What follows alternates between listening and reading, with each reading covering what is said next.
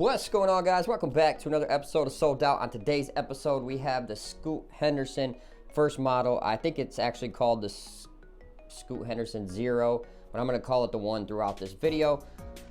Basically a budget shoe, $99.99, and it really isn't that bad. We'll get into that in a minute, and I'll break the sneaker down. One thing I disliked about it, and I don't know what's going on with all these first models being so heavy. This thing is definitely heavy. I'm going to say 14.9, so it's definitely a heavy shoe, and it's kind of a low for the most part. It really reminds me of a Kyrie, like the look and the vibe of it, or like a mellow low. So that they all kind of resemble each other to me when I look at a sneaker. But working our way from the top down to the bottom, heel comfort feels great. It has like a memory foam padding. Feels very, very good on foot. Puma does this on their other sneakers. Heel lockdown felt good. I had no heel slippage or anything like that. Now, when it comes down to size, like I said, when I talk size to you guys, narrow foot, high arch. So these fit me true to size. I went with a size 8 on this, and I wear a size 8. So had to go with true to size, and it felt great on foot, no issues. Now, down on the laces. Laces are cheap oval laces. Not gonna spend a lot of time on laces. Down onto the tongue. The tongue is not breathable at all, but it feels very good on foot. If you don't care about breathability or anything like that, you'll definitely like the tongue. The tongue is kind of made of the similar like memory foam pad. Feels really good on foot, so no issues with the tongue. I enjoyed the tongue. I just don't like it's not breathable. There's no ports, and it's a very thick, very, very thick mesh. It's kind of like woven mesh. It's kind of basically like what you see on the materials. So we're gonna get onto that next. Materials on the Scoot. They weren't the greatest, but they weren't the worst. For a $99 sneaker, I have seen a lot worse. So I was kind of surprised. Back here, they kind of have that cheap suede like you see on like the Harden 6s, the patches on the Harden 6s.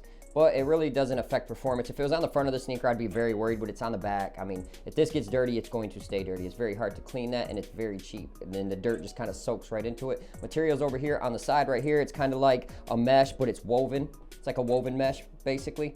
And now down onto this material right here, it's kind of like a synthetic leather. It's not real leather, you can definitely tell. Up here, they use a textile, this right here. It's pretty soft on foot, not sure how long it's gonna last when it starts to get bent and everything. Mine already has some slight creasing, and I haven't really worn them that much. I think I've worn them maybe like 6 or 7 times for the most part. So yeah, materials, I wasn't too high on them, but it is built sturdy. For a $99 shoe, a lot of times you're not gonna get much life out of it. I think you'll get a decent amount of life out of the Scoot Henderson ones. Now down onto the cushioning. The cushioning is, there's no cushioning.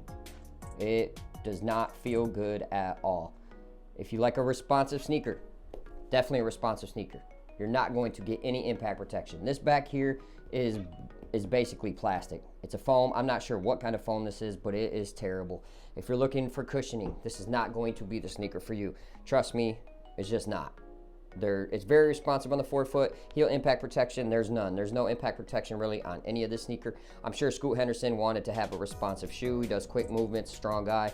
Probably didn't really care about cushioning too much. It's his first model. Can't expect the whole world out of a first model, especially from Puma. Now down on the support and lockdown. Support and lockdown felt great. I had no issues. They kind of put this over here. I wish they would have put that on the other side, you know, just from the side to side movements and everything like that. But for the most part, the materials are pretty stiff, and the support felt good. Lockdown was good as well. I had no issues moving around in the footbed at all. Down onto traction.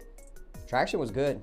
I did play on a clean floor. It didn't really pick up much dust, so I was kind of surprised. And one thing I was just noticing I don't really care for is that S right there. If you guys can see that S right there, kind of reminds me of the Sabrina S. Probably should have used something different, but anyways, that just caught my eye real quick. So I think it's a dope concept for his first colorway release. I'd like to see like the red and black colorway release first, but is what it is. I'm sure he wanted this. You know, back here, this heel tab, there's like a dual heel tab. Not sure you even really need that, but it's more of a plastic material right here. It's not like cloth or anything like that. So down onto my recommendations. I would recommend this to guards only.